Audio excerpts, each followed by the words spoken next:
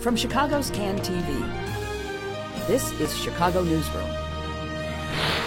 Well, hi there, and welcome to Chicago Newsroom here on CAN TV. I'm Ken Davis. On today's show, a big question. How do you revitalize an aging, kind of declining city?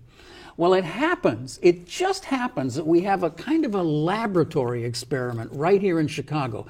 And we're going to have the chance to second guess the urban planners from the 1950s and 60s and see how they did. So we're going to begin our tour here, right here at North Avenue and LaSalle, just outside the Chicago History Museum, appropriately enough. Have you ever noticed how North Avenue at that point just suddenly kind of explodes into a 6-lane kind of a wide street, almost like a little expressway? Well, Mayor Daley put in one of his landscape medians in the 1990s, but I kind of softened it a little. But here's the point. The buildings that once lined the north side of North Avenue were obviously all bulldozed, and the ones on the south side obviously weren't. Everything on the north side is recent construction, obviously from the 60s, maybe the 70s. But on the south side of the street, you can still see some of those original graystones and an old commercial building or two here and there. And on the west end of this thing, at Larrabee, North Avenue just goes right back into its 2-lane status. And for a half a mile or more northbound on Larrabee, there's nothing but mid-century urban renewal with that low-density home kind of thing facing away from the streets and blocks of fencing lining dreary sidewalks. Classic mid-1900s urban renewal. So how did this happen? Well, you probably won't be surprised to find out that it was a long political and social struggle. It involved race and class and money and violence and even murder. It was in every way, in every sense, a battle. The Battle of Lincoln Park. That just happens to be the title of this book by Daniel K. Hertz, who's one of my very favorite urbanists, and now one of my favorite authors. Welcome back, man. Thank you so much. So glad to have you back. Yeah. So we've got to get right into this. If the Battle of Lincoln Park was a battle, then there was a first shot. There was Fort Sumter or something, and that was at 155 Carl Street. It's Burton today, but 155 Carl Street. What happened there? Yeah, so the book opens with this, with these two teenagers who are friends at the School of the Art Institute. Mm-hmm. They end up sort of dropping out. They're too rebellious to stick around, but they make, over the next several years, they're both successful in business. One inherits a family business. The other becomes a successful commercial artist. And the one who inherits his family business, Saul Kogan, goes for a year to Paris, to Montmartre, to live amongst the artists and the artist colonies there. Mm-hmm. And this is in the sort of mid 1920s. And he comes back to Chicago and basically says, I want to bring Montmartre to Chicago. Mm. And so he buys a building, a 3-flat basically, on what's then Carl Street, what's now Burton Place, on the near north side, just south of North Avenue. Just off of Wells. Just off of Wells, right. And he finds his old friend from art school, Edgar Miller, and basically hires him to transform this building. They sort of pick it apart brick by brick and rebuild it with sort of architectural scraps and stained glass and all of this stuff and create these artist studios. And that's sort of the beginning of a transformation that eventually, within a decade or so, takes over the whole block, mm-hmm. And then spreads north into the Old Town Triangle and really kicks off what I'm calling the Battle of Lincoln Park.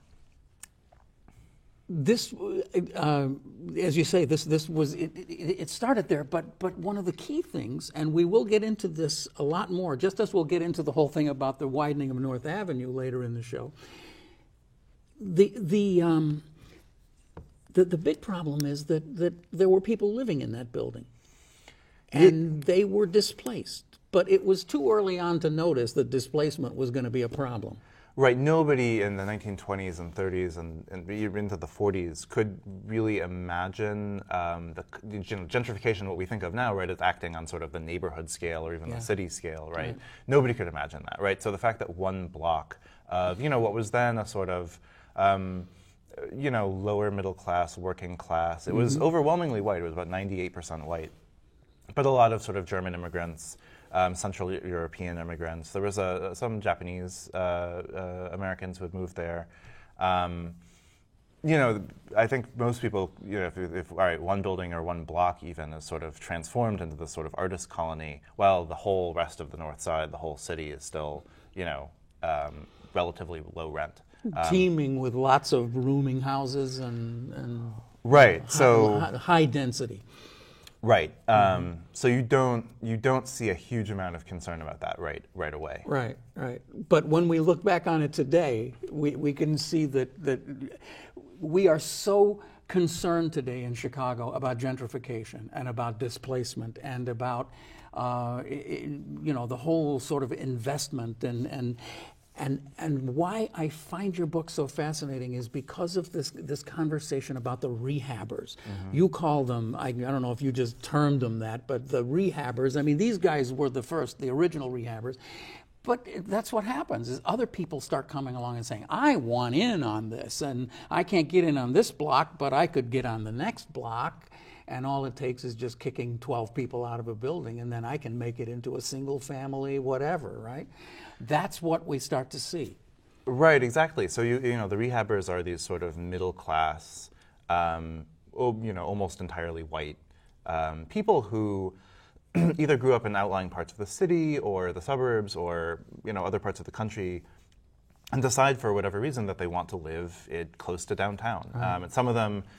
They wrote extensively about this, right? So some of them say, well, I like the short commute.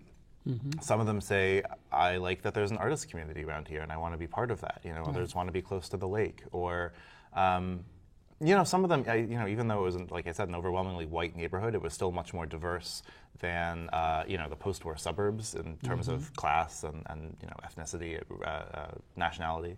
And so people said, in ways that feel very modern, very sort of like modern PC. They're like, well, I really love living in such a diverse neighborhood, such an authentic neighborhood. Right. They're saying it in the 1930s and 40s, It's just so fascinating to me because it really does sound exactly like what you're hearing today in Logan Square, for example, or up and down Milwaukee Avenue.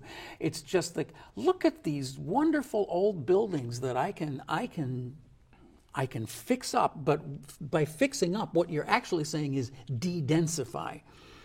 Right. So, So what they would do, is they would buy a building, which would be much cheaper than buying a house out in the suburbs, because property values were just much lower. But then they would invest a huge amount of money in rehabbing the building. So often they would take, this was an area where, landlords had cut up apartments into smaller apartments, or people would take on boarders, and rent out a room, and they would, combine those things into a larger apartment or sometimes a single-family home, right?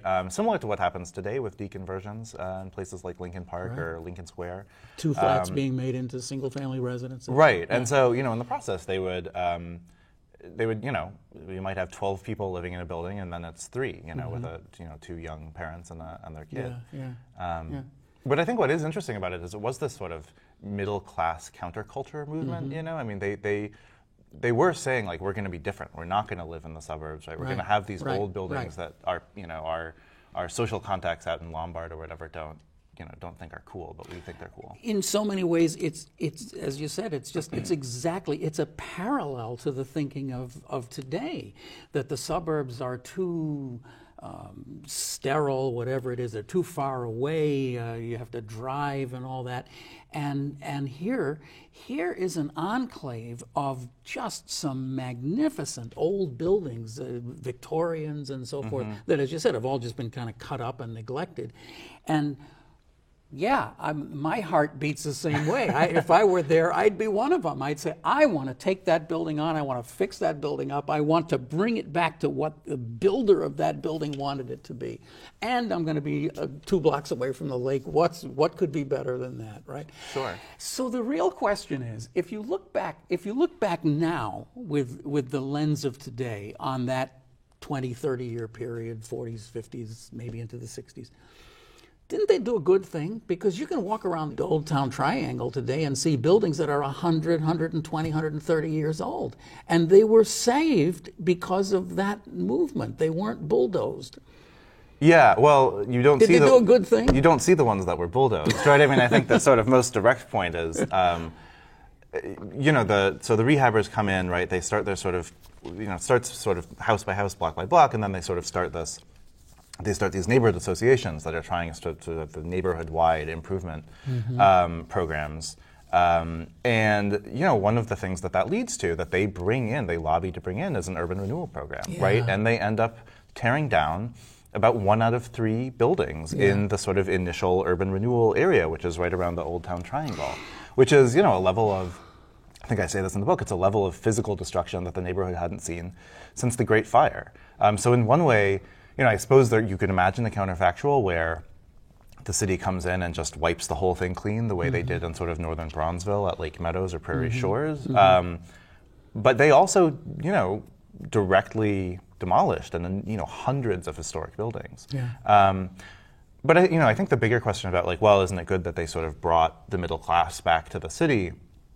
And maybe this is jumping ahead, but they were faced in the 1940s and 1950s with a situation where wealth and white people, and especially native-born white people, right, were fleeing the central city and had been for decades, right, and they were very aware of that, and they were very aware that they were sort of swimming against the tide in that way, and their response to that, the sort of disinvestment and sort of racial panic that was sweeping the city, was to create their own little green zone, basically, right? And they said, well, we're going to draw our line around first the Old Town Triangle, right, or first a given block, and then it sort of expands, right? And inside this zone, right, we're going to have all the privileges of a post-war suburb in the city and the conveniences of the city, right? And I think what that led to was it fed into this sort of growing inequality and segregation of capital, of money, of resources that we've seen for the last 75 years or more, right? And I think, an alternative would have been, and obviously this isn't something that they could have done on their own, but an alternative vision for the city at that point would have been, we're going to reinvest in the whole city, so we're not going to create a sort of green zone and everywhere else is sort of going to be shunned, right, by the white middle class. I find it also very interesting that they become increasingly aware of the fact that they have these boundaries, and that beyond the boundaries is a kind of a wild land that they see as first maybe vaguely threatening, and then maybe more than vaguely threatening, because it's a bunch of poor people, and it's a bunch of people of color, Mexicans, Puerto Ricans, African Americans, and so forth. And they become increasingly incapable of perceiving a way that these cultures can integrate with each other. And so what they do is they get in touch with the city and they say, hey, we need to urbanize, to clear this out. We need urban renewal here. So they get on the side of urban renewal, which is the very thing that their entire existence was to battle against. Right. It's so weird. It is. The level of cognitive dissonance, right? Stating two clearly contradictory priorities or programs, and that it sort of continued for decades, is just sort of astonishing, and also maybe a warning to those of us in the present that we may be falling into similar traps. But and let's not end this conversation without revisiting that. Yeah. But I think so. One of the examples, talk about what you were saying.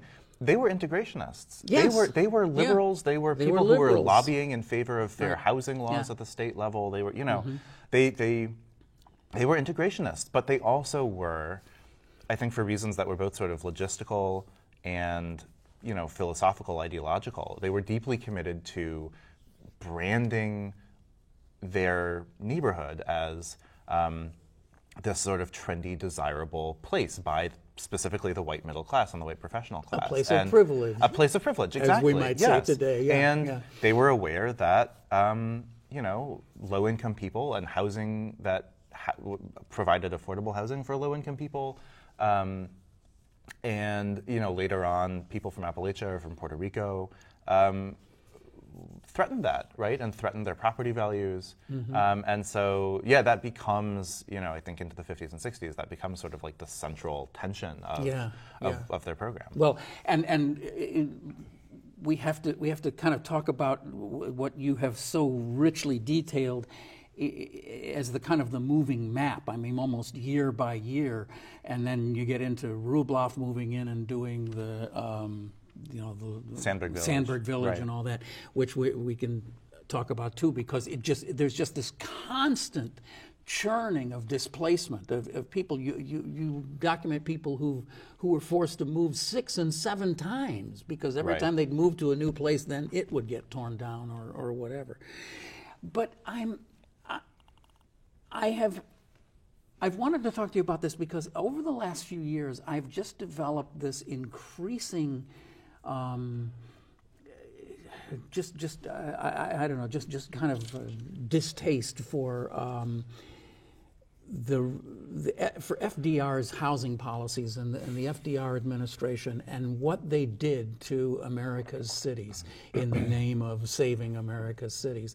I mean, it's true all over the country, but here in Chicago, it's just really stark. And the different bureaucracies that were set up to save cities and statements like, well, the only way you can save a city is you can't do it by building by building. You have to do it square mile by square mile with bulldozers. Right.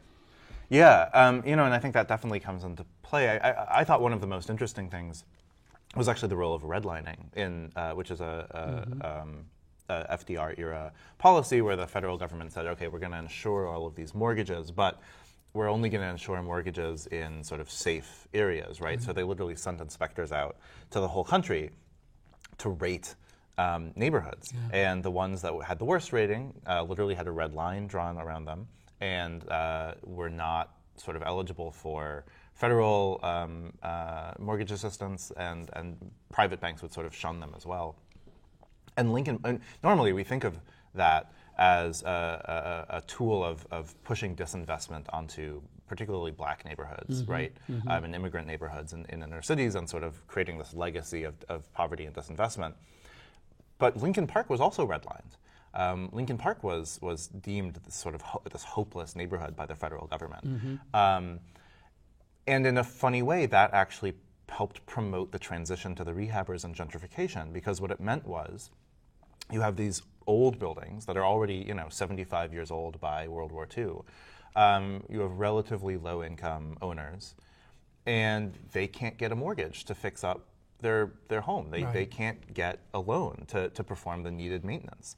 So who are the only people who can do that? Well, the people who have enough of their own personal wealth, right, that they can do that. So it lowers the property values and allows these sort of these middle class and upper middle class people to move in who have enough of their own wealth to say, okay, well, I can buy this building at rock bottom prices, and then I have enough of my own money that I don't need a bank loan to put in a new roof and fix the foundation and do all this stuff. Now, wait, are you talking about Lincoln Park in the 40s and 50s here, or are you talking about along the 606 today, or in Logan Square and north of Logan Square, which is exactly what's going on? Yeah, right. It's the patterns are incredibly specific, and they just repeat over and over again. And I think that's one of the things I wanted to do with the book, was say, look, we have these conversations about gentrification that at least in my experience, go back. Okay, maybe we talk about Wicker Park in the 90s or maybe the 80s, but you can trace this back to the 40s or the 30s or the 20s and it's this same thing. And I think 100 years. 100 years, and I think having that historical memory helps us put these things in perspective, right? What's happening in Logan Square or Pilsen now is not about millennials or whoever chasing the latest trend, although that may on the ground that may play some role. But there's these sort of bigger structural things going on, and this engine that has been pushing these changes has been operating for, as you said, 100 years. And if you were one of, if you were the modern day version of one of FDR's inspectors walking around Chicago, just kind of going around Chicago, you'd say, oh, look at these parts of Bridgeport and look at these parts of Pilsen. They still have these buildings of integrity. They've gone through all of the hell of the last 40, 50 years, and they're still there. The bones are still there, as developers would say. Right. We can make a fortune here. Yeah, I mean, I think so. One thing that has changed since the 50s and 60s is we now have a narrative in our heads of gentrification, right? And we can look at we can look at a neighborhood like Pilsen and say, oh my God, look at these beautiful old buildings. Look, we have the Pink Line. It's a 15-minute trip to downtown. You know, this is an obvious candidate for gentrification. Middle class white folks would love this. You know, in the 60s, even into the late 60s, people could not believe that this was like a durable transformation in Lincoln Park. You know, people were talking about, you know, one wrong move and you'll send everybody scattering to the suburbs again. You know, so I do think that part has changed, or we do have an understanding that, okay, this is maybe a durable phenomenon, right? And we can sort of predict that it'll expand. So I mentioned at the beginning that there's a little bit of confusion, because if you look at the city map of Lincoln Park, Old Town Triangle is in Lincoln Park, right? But Old Town is south of North Avenue. So anyway. Although that was a fight too. So you know, the Old Town Triangle was a name that was made up after World War II, and it was a branding move, and they were very conscious that it was formed by the neighborhood association there, which still exists, the Old Town Triangle Association. It was formed in 1948, and they were quite conscious about branding this area. That, hey, look, you know, the people we're trying to reach have a generally just, you know, unfavorable attitude about the whole inner city, right? We need to have a very distinct identity so that they'll know, okay, the Old Town Triangle, that part is good. And when people south of North Avenue started using the name Old Town, and that area was much lower income, much more integrated, they got up in arms about it. They said, no, you can't do that, right? I mean, you would find in the archives, you would find, you know, or the Tribune would run a crime blotter piece, right, in 1970, say, and it would say, oh, somebody was mugged in Old Town on the 1500 block of Wells, and the Old Town Triangle Association would write to them and say, no, you can't say that. That's not Old Town. That's not Old Town. You're just besmirching our name. So that was an issue. So the Old Town Triangle actually was North Avenue at the bottom and Clark Street and Ogden. Right. Which was a thing. Ogden was a real street. Right. That made the third part of the triangle. So somewhere along the line, the decision was made that Ogden was just too raunchy, I guess. and as I said, this kind of like the north side of North Avenue, it just needed to be cleaned up, and the way to do it is to get the boys with the bulldozers to come in and just wipe it all out. So even though we're meticulously remodeling all of these beautiful buildings, a few blocks away we're willing to just use, you know, bring in the flamethrowers. Right. So this, you know, they successfully get certified as a federal urban renewal area in 1956. They start actually sort of certifying the plans and stuff in the early 1960s. And yeah, there's three big things that they do. So the first one is they create what they call a modified superhighway on North Avenue, which at that time was, you know, a 2-lane street with sort of dense, you know, storefronts and then a couple stories of apartments above it, right? And they clear that out. They demolish the entire north side of that and expand it, effectively creating a sort of barrier between the triangle north of North Avenue and the much lower income and much blacker area south of North Avenue. The second thing they do is they do something similar on Larrabee Street, which is sort of on the western edge of the triangle. And they don't widen it, but they do essentially tear down every building from North Avenue to Webster. So for 3/4 of a mile, virtually every building is torn down and replaced with sort of modern townhomes. And they also create Oz Park, which is a couple blocks right at the top of of that section of Larrabee, that was full of, you know, 6 flats and cottages and you know, a couple hundred people who were just sort of thrown out for what's now Oz Park. And that also kind of creates a barrier between the triangle on the east and the sort of lower income and especially more Puerto Rican areas to the west and to the north. And then the last thing they do is Ogden, which interestingly, Ogden had been itself a kind of early urban renewal project. It was one of the few sort of diagonal boulevards from the Burnham Plan that actually got built, so it sort of got punched through up to the lake. But by the because it probably joined Clark right at Armitage, right by the Lincoln Park Zoo offices and stuff. But by the early 1960s, you know, the argument from the rehabbers was, you know, it's this big ugly street. The traffic it's not being used as much as it could be. You would also notice, if you looked at a map, that Ogden ran right from the triangle directly to Cabrini Green.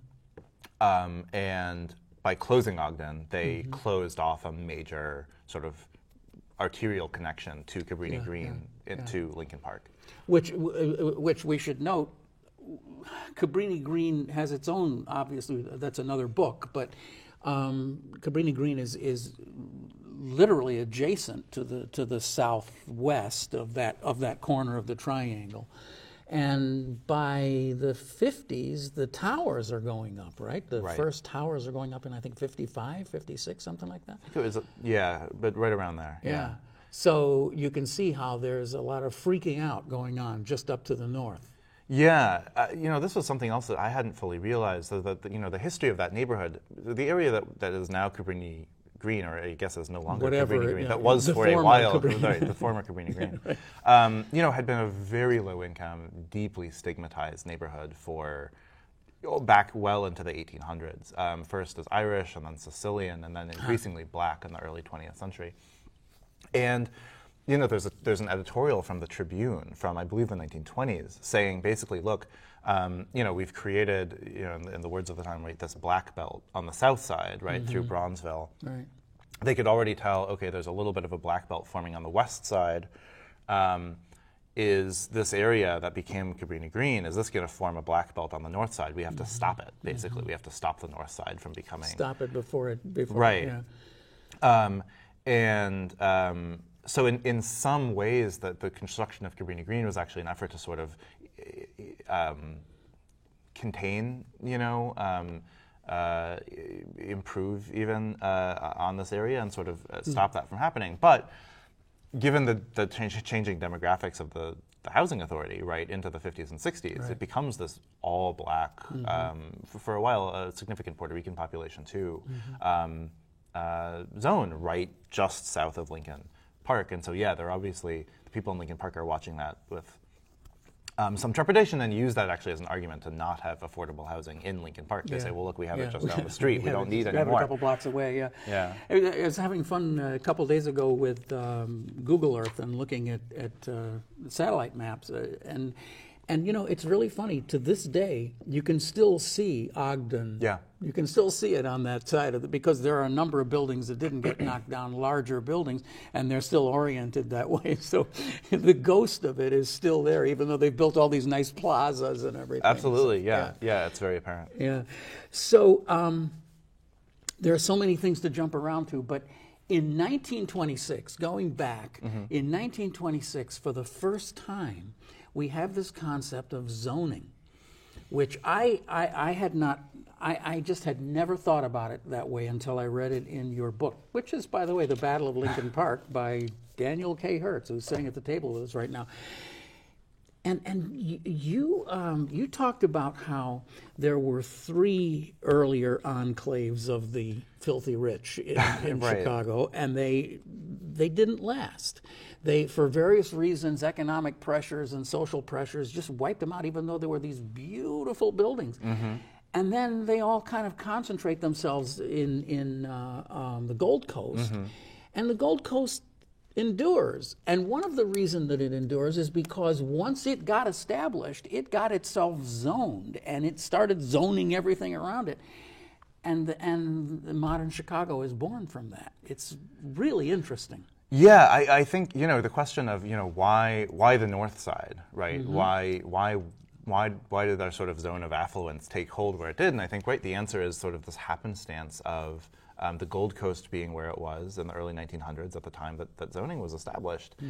Because, previously, you'd had Prairie Avenue on the south side, Ashland Avenue on the west side, McCormickville, what's sort of now River North. And each of those had sort of, the wealthy had fled after about a generation because, factories were moving in, factory housing was moving in. And they wanted to find some place that was more exclusive. And that wasn't only something that was happening in Chicago and New York. There was this sort of steady march of the rich up Manhattan as they were trying to escape the tenements. And right? Because there were, you know, if you could build a tenement building wherever and you could build a factory wherever, well, I'm just going to do it wherever, right? And then the Gold Coast, you know, which is just sort of like tucked in on Lakeshore Drive north of North Michigan Avenue and east of North Michigan Avenue.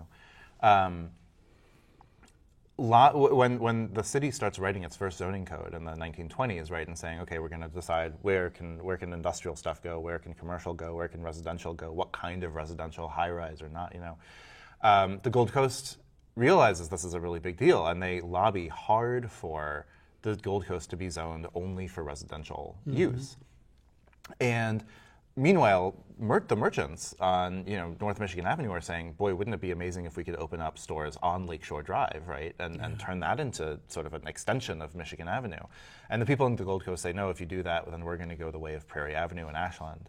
And they win. They get the city to zone them as exclusively residential. And at the time, in the 20s, they say, this has saved us. And, you know, I don't think I wouldn't put it all on zoning, but I think it clearly was a big deal. It's incredible to me because if you had just asked me, you know, a week ago before I read that, when did Chicago get its first zoning code, I would have said probably 1871. It was like right after the fire. But from 1871 to 1925, 26 or something, it was just free for all. You could just pretty much build. Well, I mean, you could build whatever the traffic would allow. Sure, and you know, to be clear, there were building codes, right? So there were safety codes and health codes and things like that, or at least that starts to come in at the end of the 1800s and early 1900s, fire codes, things like that. And those were also seen as big arenas for sort of social engineering, right? I mean, I actually also learned doing research for this. I don't know if it's in the book, but you know, the famous Chicago fire laws after the Great Fire in the 1870s. That was seen as a kind of a form of gentrification. There were riots over that because by saying that they could only build in brick, all of these immigrant workers said, look, we can't afford to build in brick. We can only build in wood. And actually, sort of ironically, they included what became the Old Town Triangle in the brick area. And that's part of why you know, they essentially zoned it for fancier housing. Via the fire laws. So I think that, you know, the zoning codes that came in the 1920s that regulated use in addition to sort of safety and building materials and that sort of thing, obviously were a much more powerful tool, but there was fights over this sort of thing going back. There's absolutely nothing you can talk about that doesn't get back to the issue of privilege and you know, how much money you have. And then if you underline that with race, it builds you a history of an entire city. Yeah. So tell me about, I'd never heard of Tower Town. Oh, yeah. And Tower Town plays a big part in the role of Lincoln Park's development, too. Yeah, so Tower Town is sort of the bohemian enclave of the sort of World War I era into the 20s. And it, you know, I think it has a sort of national reputation. It's called Tower Town because it's around the Michigan Avenue Water Tower. So that was the sort of, you know, that was the Pilsen of 1917. So did it actually butt right up to the water tower? Did it touch the water tower? Oh yeah, the water tower was in the middle of it. That's why it was called Tower Town. So you mean like where Hancock is and Water Tower Place and all that? Right, because remember, the Michigan Avenue Bridge was not built until 1920. So up until 1920, there was no connection, no direct connection from the Loop to, you know, what's now North Michigan Avenue, what was then Pine Street. And so it was, you know, it was a neighborhood of flats and, you know, some older sort of grander buildings that had sort of fallen into disrepair and were being let out as apartments. And this sort of artistic community took hold. And there's, you know, there's great, I strongly recommend for anybody who's interested in this sort of stuff and is listening, this book, The Gold Coast and the Slum. It was a sociology text from 1929. Wow. And it's about the whole sort of near north area between the Gold Coast on the one side and the sort of lower income area that became Cabrini on the west. But in the middle, he talks about Tower Town and the descriptions of, you know, it was a site of, you know, both sort of deep political fights and, you know, sort of communists talking about their theories and stuff and poets. But it was also a site of like sex tourism. It was, you know, cabarets.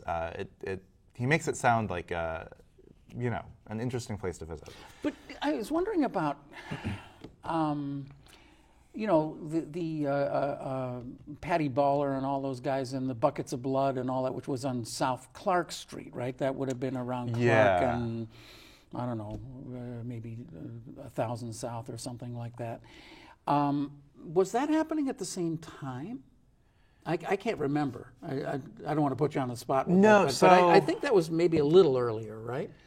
Yeah, well, so there was Clark Street. I remember. I mean, in the Gold Coast and the Slum, it talks about Clark Street as a sort of transition area of sort of one-room apartments, and sort of more, I think, less intellectualized nightlife. That was a thing in the teens and 20s. I mean, that's what it sounds like. It sounds like it was more of a kind of a, mob-run kind of, just a different clientele. This was more the intellectuals who wanted right, or the people who fancied themselves intellectuals. Although it's funny, by 1929, when this book is written, he's sort of saying, look, everybody who's left is posers, and nobody has any respect for the artists have moved on. Right, the real artists have moved on, and now it's I just can't stand the kind of people. Right, who are here no, now. and it's right, but again, it's exactly the same thing that people who just moved from Logan Square to Humboldt Park would say, right? It's remarkable. The newly arrived in Humboldt Park, I just couldn't stand it up now. there. Now it's just sales executives who think that they're poets. Yeah. So the Dill Pickle Club was part of that, right? And I mean, just your description of it again. I'd never heard of the Dill Pickle Club, but it was this was a real happening place in its heyday. Yeah, it was. A mixture of like a cabaret and a social club and a socialist bookstore, it was sort of one of the hearts of public life in Tower Town, that I think closed by the early 1930s, I think. Yeah. So we're talking today, by the way, just to let you know, we're talking about the Battle of Lincoln Park, which is just a phenomenal history. If you live anywhere up around like North and Wells, or if you've ever been there, you really need to read this, because it's just an amazingly detailed book. What I want to talk about, though, because I really want to make sure we get some of this in here, is that it got much more than just political. It got violent at times with the rise of the Young Lords. And I was just fascinated to realize that let's see, what was the name of the church? The Armitage Avenue. Armitage Avenue, right. Which became the center of the Young Lords. Today is a very sleek-looking Walgreens. That's right. Yeah, it was and torn down not that long ago. I don't think. I think that's right. But I mean, if you walk down that very genteel strip of Armitage, it's hard to believe that Armitage and Halsted was the just sort of the State and Madison of radical activity, and it was a Puerto Rican community, and again, it really threatened the people just south in Lincoln Park. So I mean, that is it's another whole book in itself. Yeah, and there is, especially out of DePaul, and actually one of the leaders of the Young Lords at the time, Chacha Jimenez, who's now at Grand Valley State University, has done some really good work just on the Young Lords, focusing on the Young Lords. But yeah, I mean, so Puerto Ricans start moving into the neighborhood in the 50s and 60s. And many of them are displaced by Sandburg Village, actually, to the south, and sort of move into Lincoln Park for that reason. And yeah, they're sort of focused around Armitage and Halsted. And basically in 1968, Chacha Jimenez, who's at the time is, I believe, 19, he's already at the head of this street gang. As there are common street gangs, Puerto Rican and German and Italian and all that. But he decides to refound his street gang, the Young Lords, as a radical political organization, sort of explicitly along the lines of the Black Panthers. He sees Black Panther give a speech in the 1968 Democratic Convention rally, and one of their first big targets is urban renewal and trying to stop the urban renewal program. And there had been sort of waves of resistance before them, but the Young Lords were one of the first groups that was willing to use their sort of physical presence, right? I mean, this was a bunch of sort of low-income Puerto Rican teenagers for the most part. They didn't have sort of political resources or economic resources to bring to bear. They had their physical presence, and so they would show up to these meetings and demand that they stop until the people on the public board included Puerto Ricans and low-income whites. Yeah, I mean it was physical intimidation, but of course remember that they were being physically violently removed from their homes, right? And so I think that from their perspective, and I think it's a reasonable one, theirs was not the first step of physical intimidation. Right, that's for sure. But bulldozers are right. Yeah. But that their sort of step escalation of the resistance leads to radicalization on the other side too of the sort of moderates and conservative rehabbers. So the Armitage Avenue Methodist Church, the pastor there is Bruce Johnson, who's this 30-year-old sort of idealistic white pastor, and he accepts the Young Lords into his church to basically use the basement as a headquarters, and he starts getting threats and death threats from the other people in the neighborhood who think the Young Lords are sort of a antisocial group that needs to be removed. And in 1969, he is murdered in his house with his wife. And the police never arrested anybody, never said that they had any leads, but it was widely seen as essentially a political assassination. So that's the other dimension to this. I mean, these things can they can boil over very quickly into this kind of an emotional thing. And you touched on something a minute ago. I want to just, another little cul-de-sac, but La Clark, because there was, as you say, there was this sort of burgeoning Puerto Rican neighborhood in what we now think of as Sandburg Village. And along comes Arthur Rubloff, and he says, hey, I could build you a curtain wall. Yeah. If you'll just let me make some money doing it. Right. So in the 1950s, you have La Clark, which is you're right on North Clark and LaSalle, and what's now I guess River North, Sandburg Village, north of River North, and then you have La Madison on the west side, which is another sort of major Latino neighborhood at the time. Both of them, La Madison sort of falls victim to near West Side Urban Renewal, the Eisenhower Expressway, UIC. Yeah. And La Clark falls victim to Sandburg Village. And Sandburg Village is really conceived as a way of barricading North Michigan Avenue and the Gold Coast from the areas to the west, which are becoming sort of increasingly black, increasingly low income. And so they build this sort of half-mile long wall of high-priced high-rises that if you walk along LaSalle today, right on the west side of the project, they put up these big brick walls to the street, right? It is not a friendly. Not in any way. It's not a friendly, and that was intentional. And but ironically, it has sort of these sort of offsetting effects, right? Because on the one hand, it does barricade North Michigan Avenue and the Gold Coast. On the other hand, it displaces a whole bunch of Appalachians and Puerto Ricans and other sort of working class people into Lincoln Park. That's where a lot of them go. They go into the unintended consequences, into the parts of Lincoln Park that are still low rent, because by that time the Old Town Triangle is actually getting pretty expensive. And it puts Lincoln Park on the quote unquote wrong side of the barricade. If you look at the map, you have here's Sandburg Village and Lincoln Park is on the on the wrong side. And so I think that's part of the impetus for why did they widen North Avenue? Why did they do what they did on Larrabee Street? They sort of needed their own mini Sandburg villages to continue the line to protect themselves. It's fascinating. It really is. I wanted to mention some demographics to quote them back to you, because I think this is where this really becomes real. Between 1950 and 1970, 102,000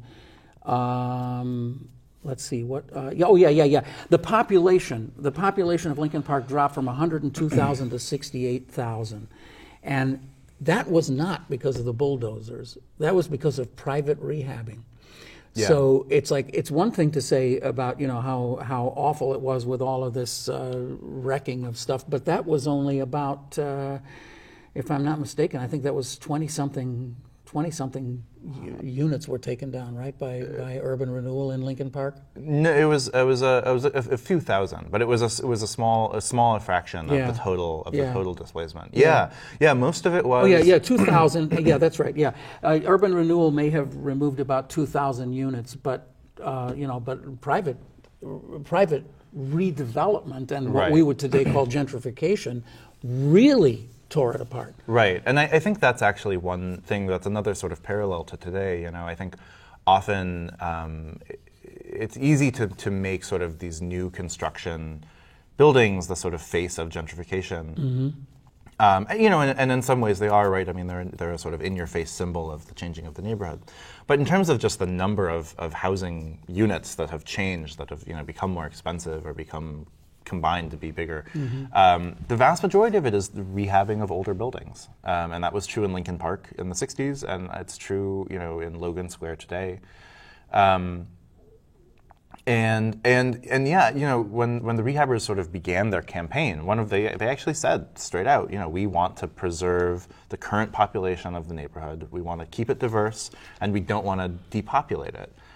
And of course, they were not able to follow up on any of those. They did depopulate it, yeah. And by the 1970s, they're actually saying, we're too overcrowded. Even though population has fallen by a third over the last 25 years, we're too overcrowded, and we need a new round of zoning laws to sort of shut down new dense development because we're full. Sorry, we're not taking any more people.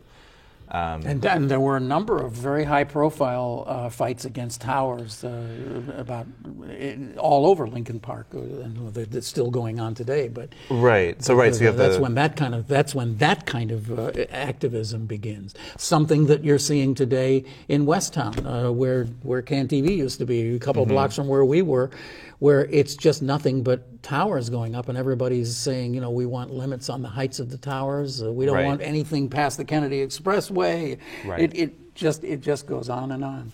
Right, and I think something that's curious about it, right, or that's notable is that it was the rehabbers, it was the gentrifiers who were fighting against new development, right? And I think you see that today, right? Because these new buildings are bringing in transient renters, and we want homeowners. We don't really care if they're sort of also middle class white people, right? But maybe younger middle class white people or slightly lower income people who can't afford a townhouse and have to have a one bedroom and a 4+1 instead. That is one of the ironies. Is that now young white people without many resources have also been added to the list of undesirable people that we don't want in our neighborhoods. Yeah, absolutely. and they move on to start or continue the gentrification process in the next neighborhood, they right? Just go to another place. When they couldn't afford, when they couldn't afford Old Town, right. These young white middle class people moved to around the intersection of Diversey and Broadway, and they called it Newtown, right? They called it Newtown, and then a couple years later, or 10 years later, they say, okay, well now this is too expensive because this is all whatever, so then we'll move to the so that process, which again, very easy to see today. Yeah, it goes back all the way back then. So, in the couple of minutes we have left, can we talk about whether we've learned any lessons and what the big picture is in terms of Chicago today? I've seen you on panels talking just eloquently about affordable housing and the absolute scandal of the lack of affordable housing in Chicago, the disastrous policies that we have where you can build a 600-unit building and you have to have 11 affordable units, and all you have to do is just pay the fine so that you don't even have to have those, and they build them someplace else. What are we going to do about this? I think more more affordable housing in the sense of housing whose price is not set by the market, right, is absolutely an important part of the mix, and frankly, as much as we can get. On the other hand, I think, I read one of the most interesting things I read doing this book was a dissertation from the late 70s about this whole thing, and one of the things that it's by this woman, Margaret Stockton Warner. She points out, look, at the end of, in the late 60s and the early 70s, Lincoln Park was torn apart by this fight over, are we going to build 300 units of public housing in the urban renewal area, or are we going to build 600 units of public housing, right? The scale of the displacement was measured in the tens of thousands, right? And, it was not even, the most radical suggestions, basically, were not even in the ballpark of what would have been necessary to actually house everybody who was being displaced by rising rents. And I think that's the case today in places where you have, rents across the board in a neighborhood rising, by 50% over, a few years. And so I think, while more affordable housing is important, I think we do need to sort of change the dynamic in which that causes those prices to go up in that way at all, right?